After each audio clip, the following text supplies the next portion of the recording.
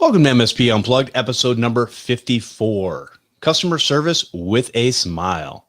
I'm your host, Jeff Hallish. This is our live show where we discuss different ways of running your IT business, whether it's managed services, consulting, break fix, or anything in between.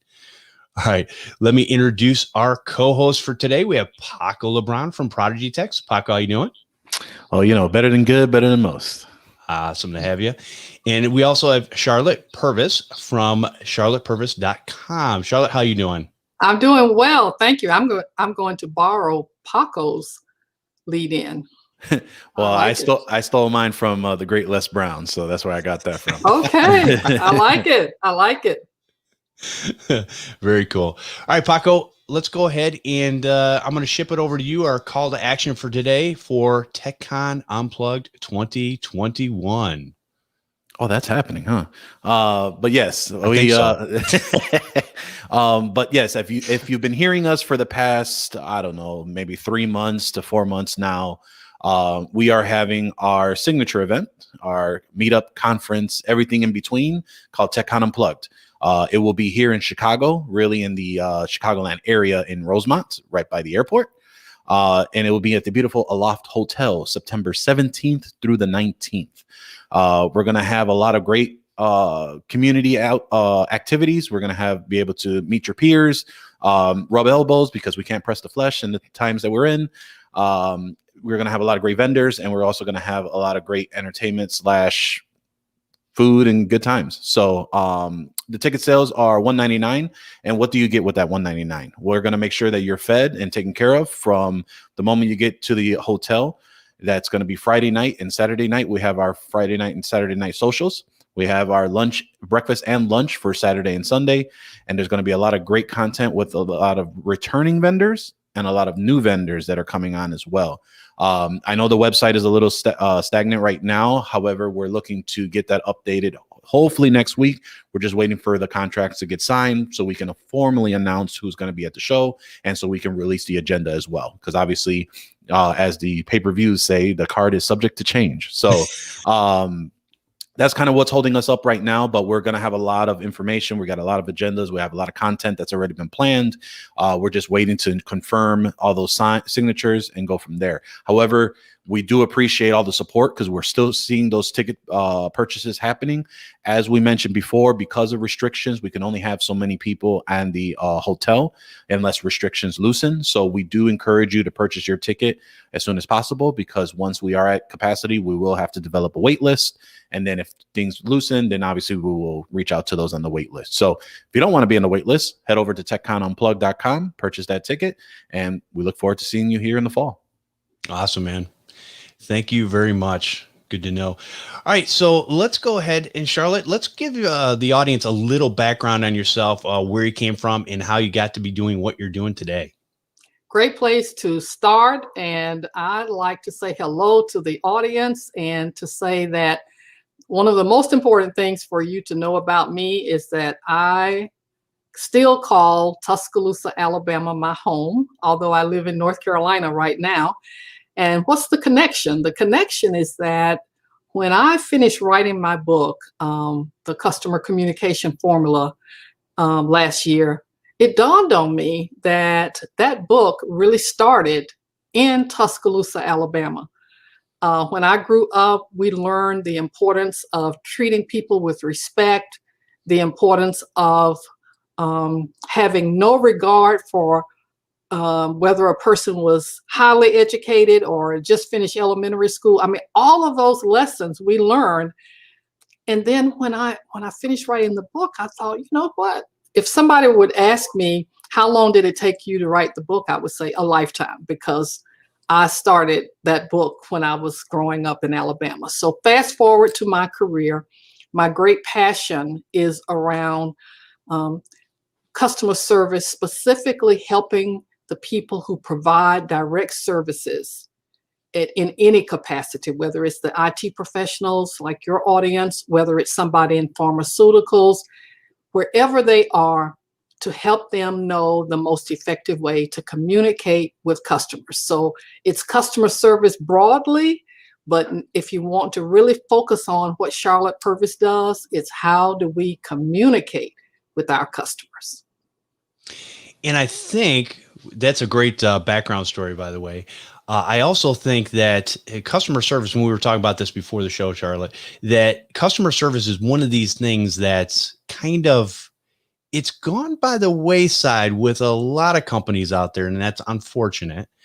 And so I think we were talking about, if somebody can crack the customer service nut, then I think they'll be able to go as far as they want to go, because people want customer service when they're being taken care of. And I'll give a little side example here, because I just had believe it or not, we have snow in Michigan. And because we have snow in Michigan, we had a really bad snowstorm last week, or the week before that. And I had to drive home through the snow. Well, I was kind of snow plowing with my little tiny 2015 Focus, and it was kind of pushing up underneath the car and stuff like that. Long story short, I basically broke 2 motor mounts and one of my transmission mounts. The very next day, the car started rattling really bad. So I take it to a shop here in town. In this shop, most of the time, I will see the owner. He's usually out in the front, or you'll hear him, back in the office or whatever. A lot of times when I'm calling into the shop, I will talk to the owner. And they always take care of you. They don't try to oversell you. They really go above and beyond. And they're just regular, normal people that are concerned about, hey, we need to fix your problem right now. And that's what we're here for. And so that's why I choose that shop over the many different shops that are around, because to me, that personalization, I can walk in and the owner will go, hey, Jeff, how you doing? And he's literally got thousands of customers coming in all the time. How does he remember my name?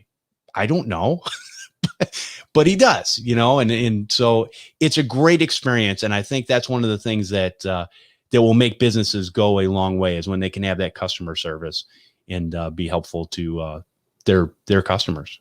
Absolutely. And you made an important statement, Jeff. You said that let's just say this, the bottom line is that you're going to continue to do business with that auto shop. And it's no surprise. Everything you just said is all supported by what we know from customer service surveys. You were treated like a human being. You weren't just a ticket. You weren't a case. You are a person to them. And they made their service distinguishable from all of the others. You just told the story, Jeff, of customer service. You did. You told me, well, you resolved everything that we were going to talk about today. Okay. And we're done. Thank you, everybody.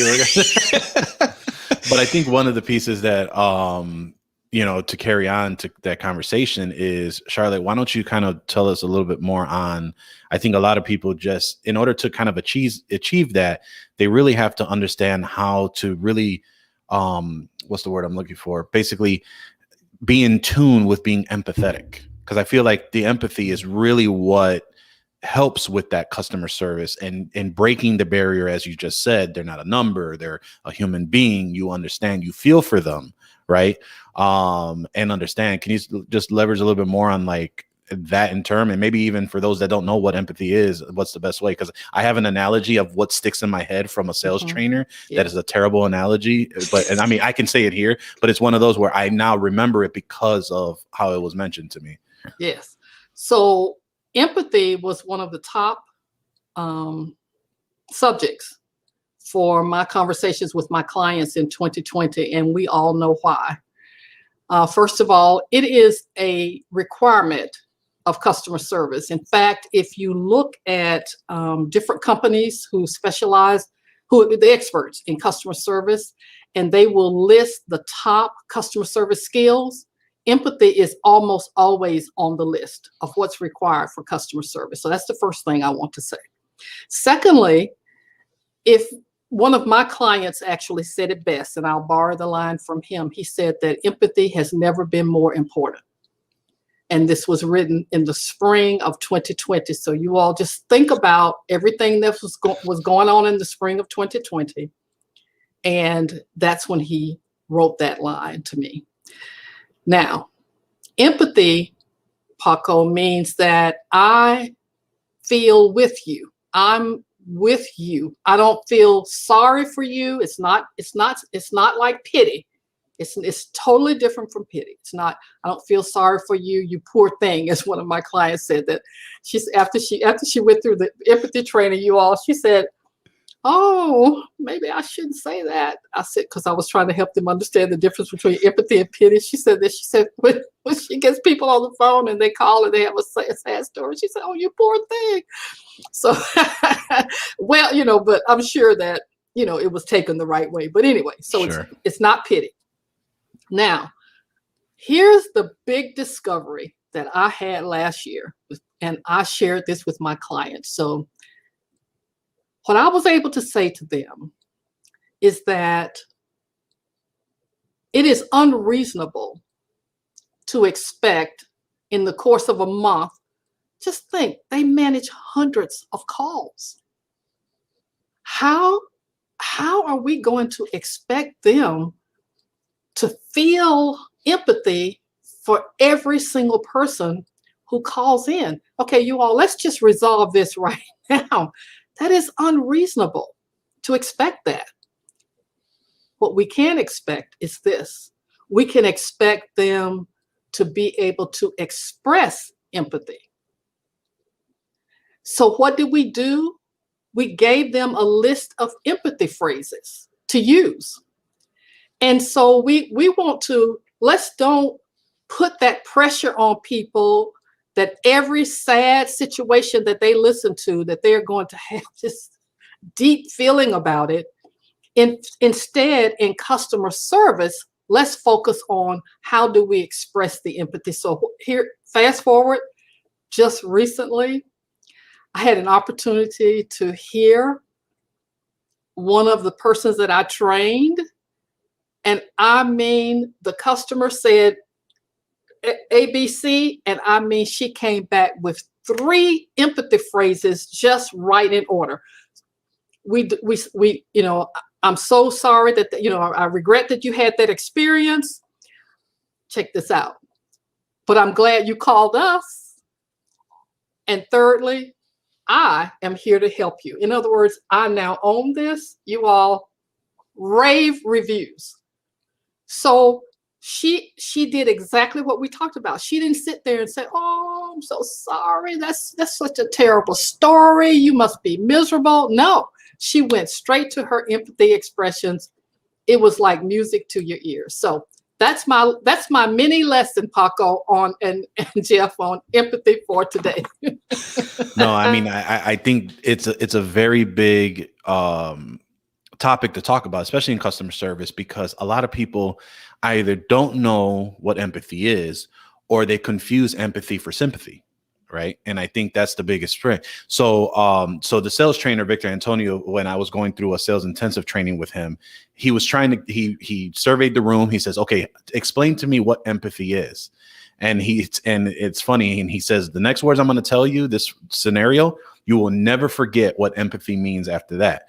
So he says, sympathy is if, let's say, you're on a cruise and you see a gentleman hovered over the railing of the cruise, hurling his brains out and you're looking at him like, man, that sucks. And you're having sympathy for him. Empathy is if you're right next to him, hurling with him with the actual with the seasickness. You're now feeling his pain. That is empathy. So that is the best scenario. So ever since he said that has stuck with me. Of okay, I have to feel this man's or woman's pain. I have to feel what's going on. And once that kind of was explained, that's one of those, and now understanding the difference from there. So that was the scenario that has always stuck with me whenever empathy is spoken about. Yes, I follow that completely. And what I'll say for customer service is that I do make a distinction between what we do in customer service and what we do in our personal lives. So yes, for my family members, for your family members, your close friends, and so forth, that's one thing. But the repetition of customer service and the hundreds, thousands of people that you might touch in a year, we bring it back over to the expression more than the feeling. So yes, got it. Yeah. That's good, because I think it's one of those things where you take something like walking a mile in somebody else's shoes, right? You get an understanding of what they may be going through in that, particular situation. And sometimes it's hard in the day-to-day of running of your business. It's hard sometimes to remember those things, to remember there's another human being on the line, because at the end of the day, you're just trying to get a job done. So Charlotte, I like what you said with the catchphrases, if I can coin it that, or phrases that you use for empathy to make somebody understand. Oh, okay. Well, they understand me enough to now I can really get my idea across to them, and they can solve my problem. They're here for me. And I think that's key, because that's what at the end of the day, that's what every person wants to feel. They want to feel like if they're calling up about a particular situation, they want to feel like somebody on the other end really cares and is going to help them solve their problem. Yes, absolutely. And part of that, speaking of customer communication, part of that is using the words that they use. So let's take an example in IT. So when the person says, I am panicked because I have a performance review at 4:00 today, and I'm having all kinds of problems with my computer. When we can say back to them, thank you for bringing that to our attention, and we will do everything we can to help you be ready for your performance review. So just when people, let me tell you all this is something I've learned.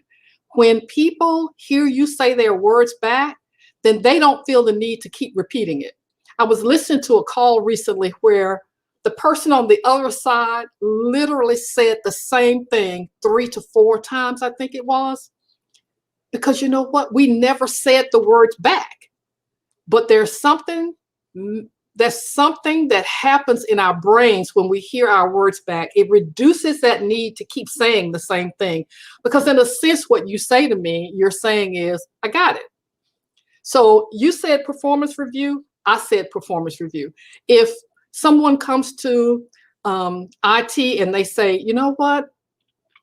I just can't believe this happened to me today.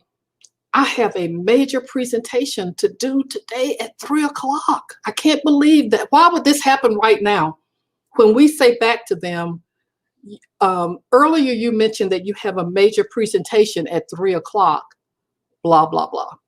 That I'm telling you all, there are some really powerful things that happen when we say those words back. That is one of the best ways to demonstrate empathy. I'm literally here with you, so much so that now that performance review, that major presentation, I'm a part of that now. That's what true customer service for IT is all about. And even in reverse too, where I find myself repeating the same thing when explaining something to a customer, and it's the moment that they acknowledge it, I end up stop repeating it. And it's one of those where and the purpose of me repeating it is exactly like you said, is like, I want to make sure you heard exactly what I'm saying, because just so we're on the same page, this is what's going on. And I find myself doing that a couple of times until my client or customer has repeated it, then I stop. And so it just speaks to how powerful that is. So in customer service, Charlotte, we should basically be listening. Is that what you're telling us? Well, what do you know? Well, you just made the discovery of the year, Jeff. That customer service begins with our listening. That is so important. And it's listening not so that we can come back with the quickest answer, the quickest response, the fastest, like tit for tat. You said this. It's not about that at all. I'm listening for clues. I want to learn more about, not just about your device, for example, but I want to learn more about you. Because as we talked about, it's consistent. Customers have said this to us time and time again. Please treat us like human beings. We're not tickets, we're not cases. I'm a person who has a major presentation with my manager and my manager's manager at 3:00. That's who I am. and I want you to be a part of my world. So listen to me carefully. And so, for example, let's think about this. Let's say I have a major presentation today at 3:00. And suppose the person providing the service says, well, we can help you. And how about if we give you a call today sometime around 5:00? Totally just missed everything I just said. Yeah, big. Yeah. You weren't even pretending to listen. Right.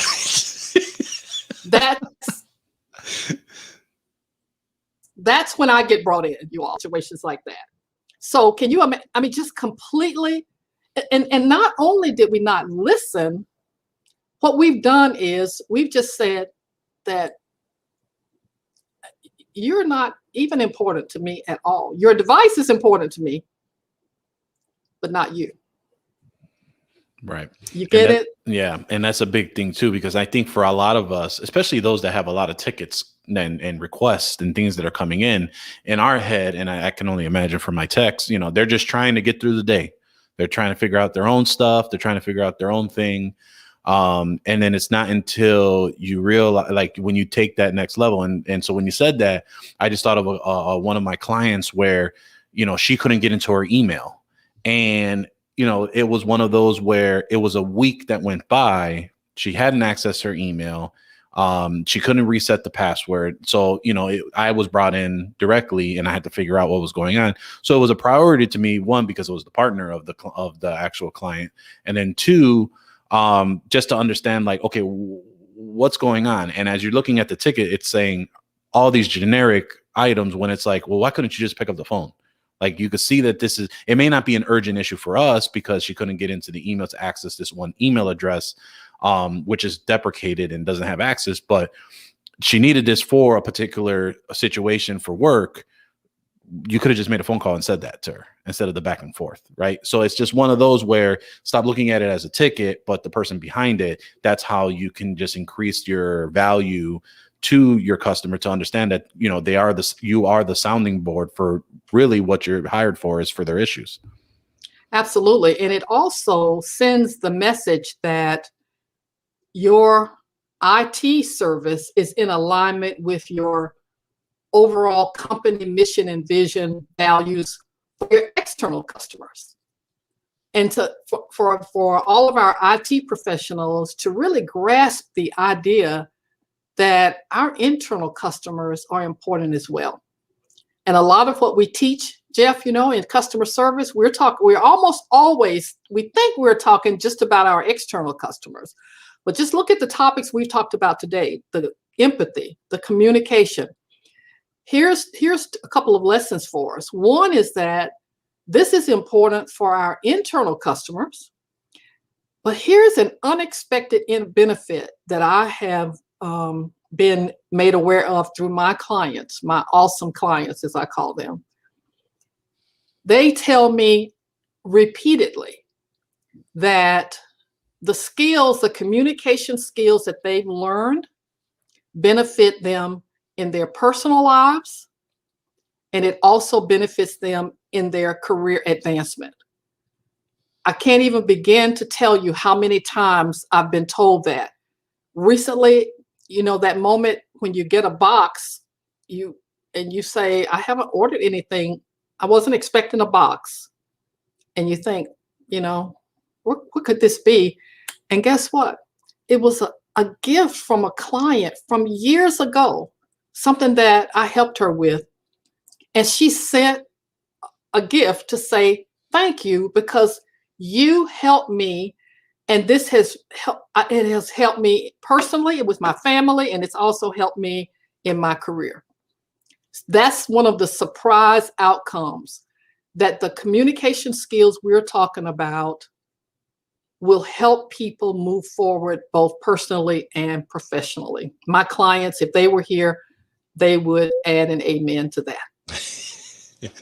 I like that. So, Charlotte, let's talk a little bit about, and I think you might have answered this question, but I'd like to dig a little bit deeper into this. So obviously, a lot of times we're talking about communication via the phone, in person, et cetera. but there is a lot of communication that goes across email. So how do we differentiate ourselves, or how do we deal with those to make it look like we have empathy and it looks like we actually care what they're talking about? I know I struggle with this personally sometimes. Sometimes I have too much information that the customer really doesn't care about, and I really just need to dive down deep into, it seems like, their issue. And I think what we're talking about, repeat the issue back to them, yes, and then solve it from there. Yes. So interesting you mentioned that, because again, I go back to the customers. I am all about the voice of the customer. And what do the customers tell us in the surveys? We don't care which channel you use. We like the fact that you have your multi-channel or omni-channel, as some organizations say they are. Okay, omni-channel, okay. And they said the consistent response is, still treat us like a human being. We don't want you to sound like you are writing to a robot. We're people. So the principles that we use for verbal communication, the courtesy, the consideration, the reflective listening, the use of their words, the formality, as far as, business being formal as far as business is concerned and so forth. We take all of those principles and we use them in our written communication as well. Secondly, one of the best tips for us in our written communication is that we do not send email that is one long paragraph that covers the whole page. That literally, you might as well put at the top of the email, do not read me. Don't even bother. Really, in all caps and bold, just say, don't even bother. Because that is what the brain says when they see all of that.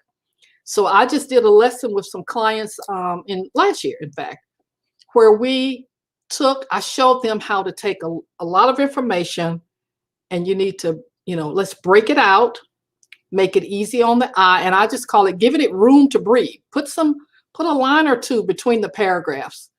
That is that would be, Jeff and Paco, that would be like me starting now to talk and talking nonstop for 20 minutes without giving you a break.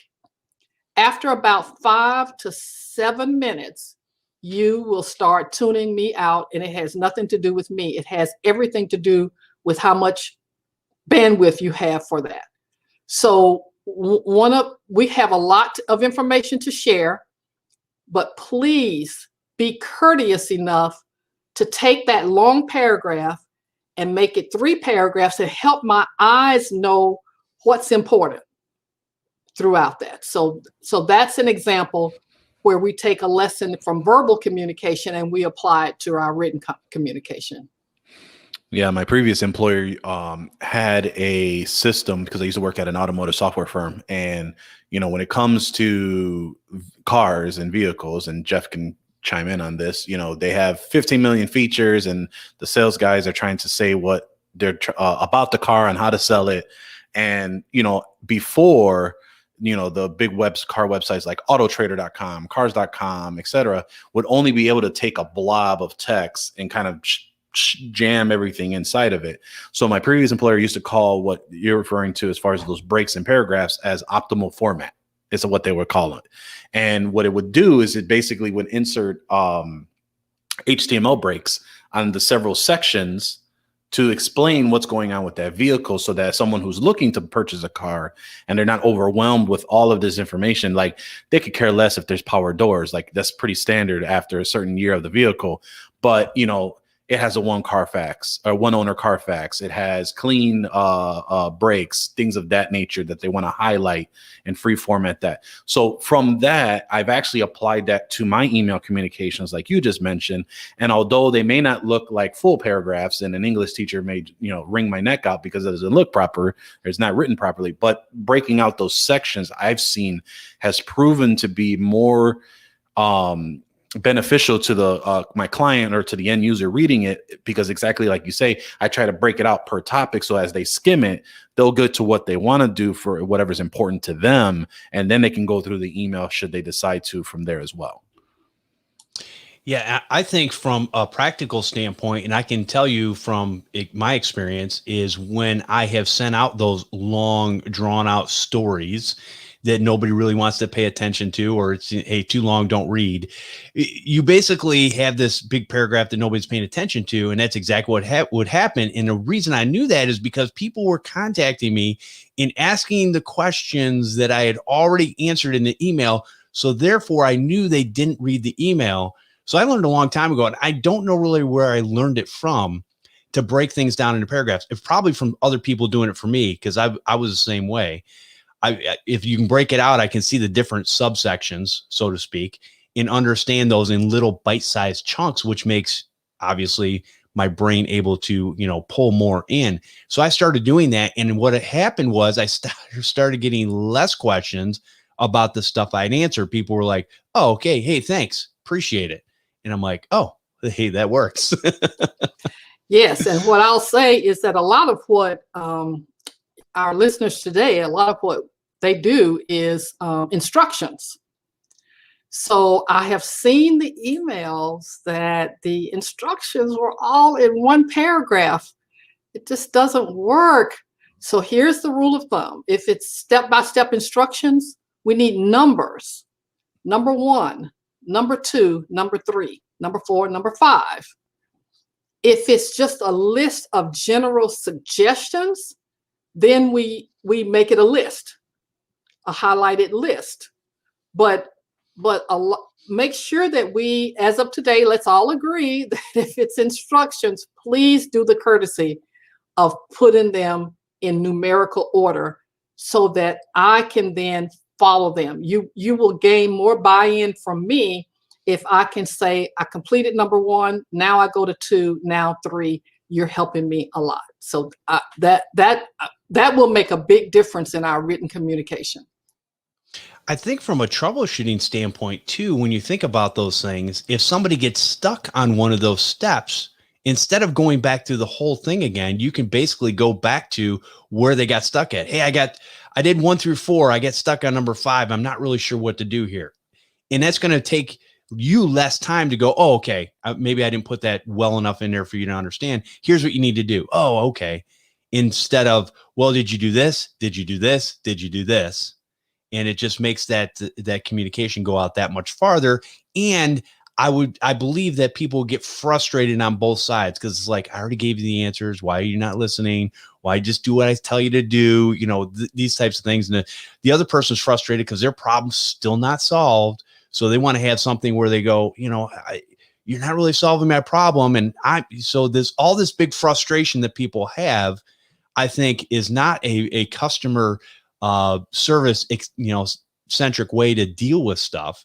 And so it just causes a lot of turmoil there. And I think that's where a lot of people, I think these little tiny little tweaks can really make people's days that much better.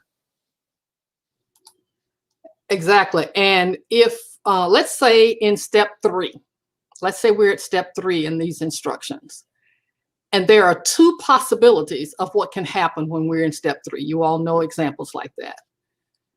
Tell me that. So when you complete step 3, either A is going to happen or B. Just think of what that will mean to me, because not only at that point, not only are you giving me instructions, but you are educating me. I'm learning. And the more I learn, the more I feel a part of the process. I'm excited about the fact that there's somebody listening who will take that and will see the difference, the same experience you had, Jeff. They're going to see the difference. And I'm all about the point of view of the customer, and some customer out there is going to benefit from our conversation today. That's pretty exciting. That's awesome. Now, when you're looking at, obviously we've talked about customer service and what the things that we need to do, and there's probably more details and stuff we can go into. But from the standpoint of the business owner and what they're doing, a lot of times we're so busy just trying to solve the problems. Do you have any ways of where we can basically, how do we dial back to go, you know what? This customer service thing is more important than me getting the job done, even in a timely manner sometimes. Yes, I actually thought about that when I was writing the book, the customer communication formula that we talked about. And I thought, okay, so I'm going to focus on the customer service professionals. That's my name, my term rather, for all of them, because they go by different names, but that's the term that I use, the customer service professionals. And I said, but you know what? In order for this to really work, I need to speak to my leaders as well. And so I'm proud to say that the second part of the book is devoted to leaders, where I walk them through 12 questions about customer service, starting with questions like about the mission, the vision. And then and this is one of the most important questions that I ask them is, have you ever experienced your customer service? So for example, have you ever dialed into your service, press 1, press 2, press 3? Have you ever done that? Have you ever felt, speaking of empathy, Paco, have you ever had that experience? That's one of the most powerful questions I think I'm asking them, because that is how we put ourselves in the place of the customer. It's by being the customer. And what I say is that we can't all be on Undercover Boss on TV. But the concept is a good one. So that's one of the first things. And then for the leaders, I then walk them through, and this specifically, Jeff, addresses the question you're asking, is I walk them through 10 customer service statements that every organization needs. And so the goal is for them to gather the leadership team together and take some time and walk through all of these statements. Why are you even doing this? And what's important to you? And here's, to me, one of the most important questions in that segment is, what is the experience that you want for every single customer that you have? Describe it. What should that look like? And what I've found is that two things. One is that sometimes people have that, but they just have it in their minds. It's never been written down. But even scarier, it's never been shared. The people who are providing the service haven't been at the table when that conversation happens. They've never really heard the whole story. So I'm very proud to say that I was thinking along those same lines, that yes, it's great to talk to the people who provide the customer service, but the lesson I've learned is that customer service begins with the leadership. So I'm very proud to say that I did devote a whole section of the book just for them. And I think one of the bigger pieces, and you can ask my team, everyone always focuses on marketing and sales, but customer service is obviously a huge component of that. And keeping the customers you have and clients that you have after you've acquired them, right? So I'm constantly trying to go through the flows. And, whether you have a team or whether you're, by yourself, this is a very important thing to do for yourself, because you may think the processes you've set up are working, but it's a good way to every quarter, every month, or however, the time that you have, you might find things that are broken. When someone clicks 2 and it just dials and dies right then and there, or if you're assuming if you have an answering service and you go ahead and click 0, or when the phone is ringing after X amount of rings, it's going to transfer directly to the answering service and it just drops, and you're not told until a customer either experiences that issue or you run it through yourself. So I'm constantly trying to figure out, okay, how can my client or a prospect break my process, and how do I fix it? Right. And especially this is really important when you're implementing new tools. So, when you're migrating phone systems, when you are migrating email systems, processes that you had before may have broke or changed slightly because of the new system. And you want to make sure that that customer flow is still going to continue to keep moving forward. So, don't, for the audience listening, don't think this is just for those that have staff. You may think your process is working. I challenge you to go through that whole thing and see if it's working. And if it is, great. But if it isn't, you probably just saved yourself to either A, future potential losses because a prospect can't get a hold of you, or B, a customer trying to reach out to you and they won't leave a sour taste in their mouth because you just didn't know, because you thought everything was working. Absolutely. Absolutely. Good point. And when not only do you want to experience it yourself, the next step is to think about I always say, think about your aunt, for some people, their grandmother. Think about one of your high school classmates. Look at it from the real world perspective and say, and I'm proud to say I use my Uncle Buddy, one of my favorite people in the whole wide world. In fact, I talked to him last night and I listened to him and I really pay attention to how he communicates. And sometimes when I'm listening to calls, I think, oh my goodness, what if they said that to my Uncle Buddy? What he would say, now, Charlotte, the woman said such and such. What in the world does that mean? And he's a smart man. He just doesn't use those great big words, So, so the next step after we experience it, to really put it through the test. I know that the story I'm sure you all know about this, that Mr. Warren Buffett uses his two sisters. That's his test. He said anything that's done, written and so forth, he always thinks about, how will this sound to my sisters? And so for me, it's my Uncle Buddy. So that's the next step, Paco, is then let's see how it sounds to a real person who might call in. That's good. Wow. Now, this is a little side note, but Charlotte, how do you feel about phone trees when it relates to customer service? I think I just gave it away with my facial expression. That was not my intent, everyone. But I think I just blew it. Okay, we can do better. We can do better than that. That's an example for me where we are excited about the technology. And what I will say is, just because we can do it, the rest, right? Doesn't mean I love it. Doesn't mean we should do it. That's right. It makes all of us look smart and hip and contemporary. From a customer service standpoint, we can do better. Let's simplify it. Let's streamline it. Let's look at that totally from the point of view of the customer, as opposed to us showing off our wonderful technical skills. I think I'll stop there so that I don't. To the listening audience, it's not my intent to make any disparaging comments about it. Let's just be honest. I would rather stick a fork in my eye than to sit there and listen to any phone tree anytime for the rest of my entire life. Thank you. I have tried to make peace with them.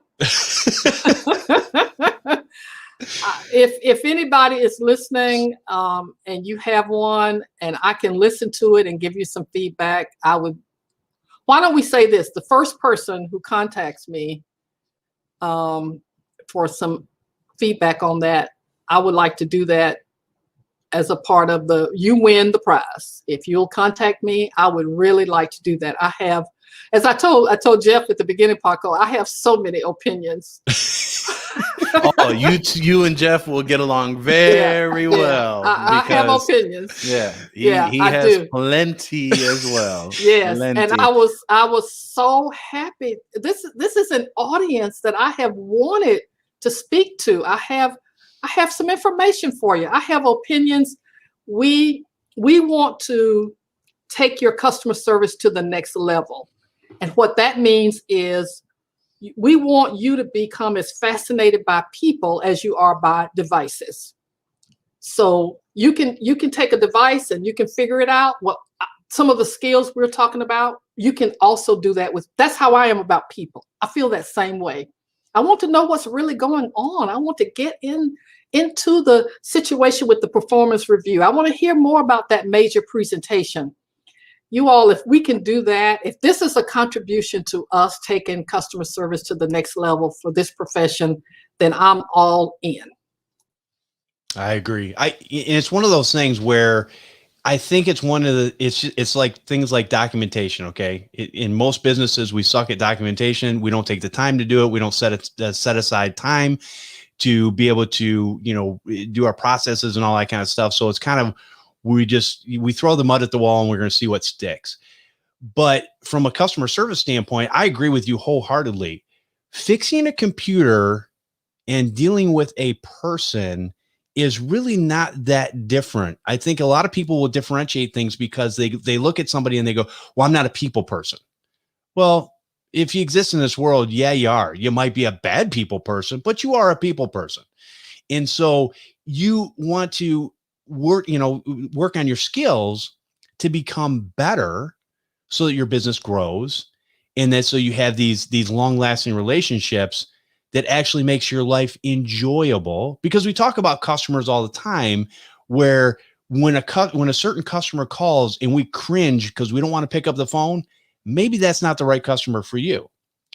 And that customer is probably taking from the customer service experience that you could give to your good customers that they're loyal. They want to be with you. They want you to take care of all their needs.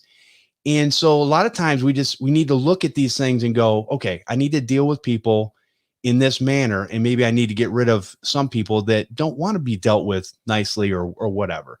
So I think there's a lot to be said about both those ways of doing things. But yeah, I love what you're saying, Charlotte. Thank you. Thank you. Like I said, this audience is of great interest to me. When I have had experiences myself with IT professionals, and also when I read some of the written documentation and so forth, I was thinking, oh my goodness, if we can get what we know from our verbal communication, if we could transfer that to our written communication and so forth, we could take this whole thing to the next level, you all.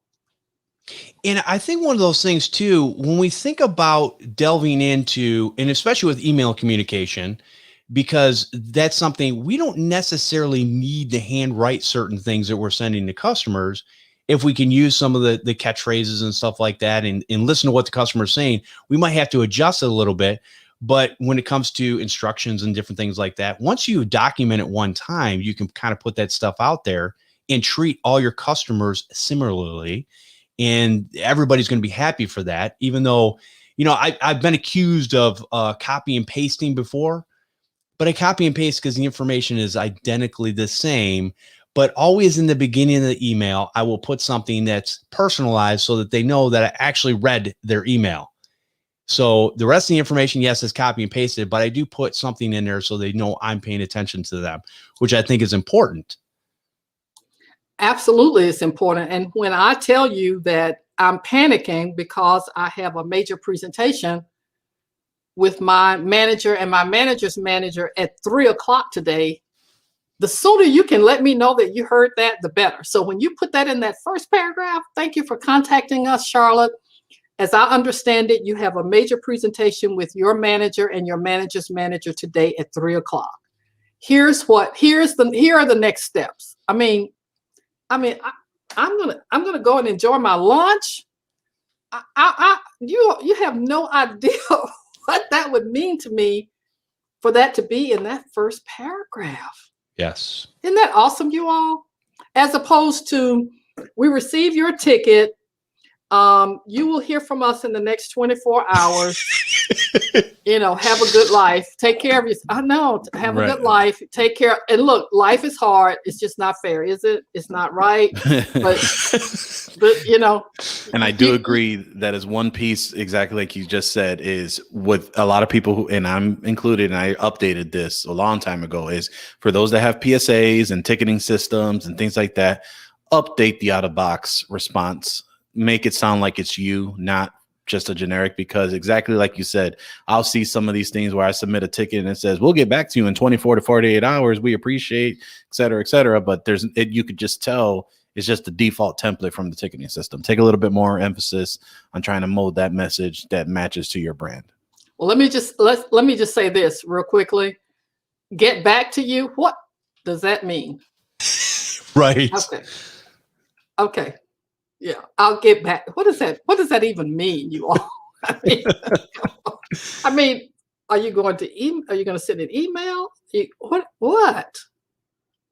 But I think a lot of times people need to be a little more literal and kind of I don't want to say that it's like treating people like children or anything like that. Again, treat others how you want to be treated. I think that's really what the key is. If you don't like phone trees or you don't like being talked to in a certain manner, then maybe you should change the way that you do your business or your employees are doing their business.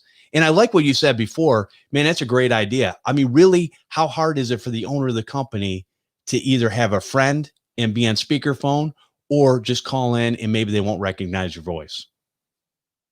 You can get a lot of stuff solved that way with going, wow, we really need to work on this. And then you have a all hands on meeting, and then everybody's like, all right, who's getting fired? But anyways, I'll tell you what, Charlotte, we're going to take a quick break here real quick. And then I want you guys to gather up your thoughts. And we got about 10 minutes here left.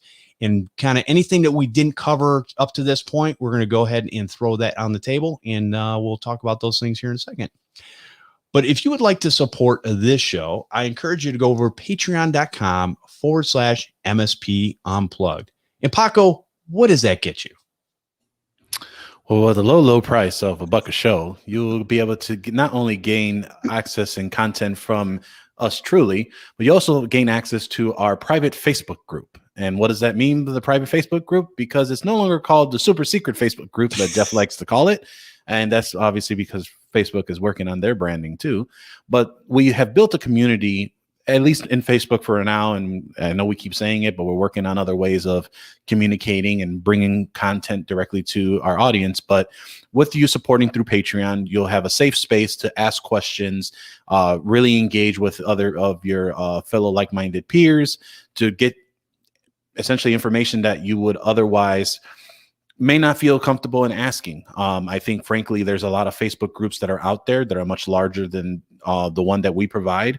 But there are a lot of techs that are hesitant to, or IT business owners hesitant to ask these questions and risk in that they'll be ridiculed, that they'll feel that they're quote unquote dumb, stupid. A lot of these phrases that are said from a person or people that believe that their opinion is fact. And as everyone knows, that is one of the pet peeves I have, is those that believe their opinion is fact and that it should be done this certain way. So we don't do that, and we're very specific about that in the group. And if we see that happening, they're essentially out of the group. There's no questions asked. We have a very zero tolerance against that. It's a safe space to ask questions because we were all been there, and there's no such thing as stupid questions. And for those that, try to ridicule and play those stupid games, they're going to win stupid prizes, as the friend likes to say. And I coined that from Matt Lee over at Iconic IT, who took that from someone else. So I have to credit him from where I heard it. But, again, we're all about building community. We're all here about to really build everyone's not only just their skill set, but self-esteem of them being a business owner as well. And so that's what you'll get. You'll have a lot of great opportunity to speak there. And as we evolve this, as we move forward, you'll be the first to know about a lot of things that are happening in our realm. TechCon Unplugged being one of them. So shoot it over to Jeff on how you can go ahead and contribute to our Patreon page again. All right. You can go over to patreon.com/MSP Unplugged. And I want to thank our newest Patreon supporter, and that is Dan Gilligan. Appreciate you going out there and supporting us. And I also want to thank those that continuously support us. It helps pay the bills, keep the lights on, all that kind of good stuff. Software is not free. We love what we do, but it's at the end of the day, it's nice that these things can be paid for, and it's nice that you guys can help out with that. So we definitely appreciate each and every one of you. All right, so let's go ahead, and as we're ending the show off here, Charlotte, is there any things that we haven't covered when it comes to customer service that you'd like to share? a couple of things to share. One is that I think I've touched on this before, but I want to say it again. And that is that customer service surveys are consistent regarding people wanting to be treated like human beings, no matter the channel. It's also consistent that when we offer more than one channel, that the customers are telling us that they prefer not to have to repeat what they've shared. So if they send you an email and then they give you a call, they don't want to have to repeat what's in the email. They want you to be able to keep those channels talking to each other. That's my way of saying it. Make sure the channels are speaking with each other. So that's important no matter the profession that we're in. The other thing that's important for us to remember is that whatever we were doing in customer service before 2020, you all, I think you know where I'm headed with this. We need to take it to it's critical, you all, that we take it to the next level. Here's the situation. So one of my pharmaceutical clients, I recall specifically, speaking of Tuscaloosa, Alabama, my hometown, it's a major tornado in Tuscaloosa years ago. And I remember that company focused heavily on my beloved Tuscaloosa, Alabama, sent medicines there, supported them in major ways. So that's what we're used to. We're used to there's a tornado, there's a hurricane. We focus on that area of the country. And all my clients have been very good about that. Well, this is different, you all. This time we're experiencing something that is global. It's not just in one part of the country. So what I tell my clients is this: every single person who calls you, if they are calling about a computer and they have a performance review at 3 o'clock, 4 o'clock today, they're also in a pandemic right now. So there's additional pressures and stresses on people. They've got different responsibilities at home. They're remote. They're away from their teams. They're trying to get adjusted. So